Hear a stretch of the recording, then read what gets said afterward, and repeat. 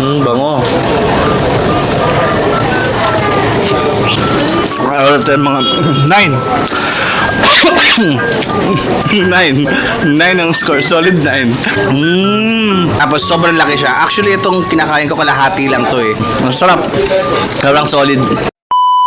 Hi guys! Ngayon nandito tayo ngayon sa Irene's Vegan Empanada, kung saan dito yung isa mga pinakasikat na empanada at sobrang authentic dahil yung recipe nito ay sabi ng owner, pinagpasa-pasa through tradition hanggang 4th generation. So ngayon titikman natin itong signature nilang empanada. Sabi nila napakasarap daw. So yun, tikman natin. Bango. Tapos meron siyang egg. Tikman natin.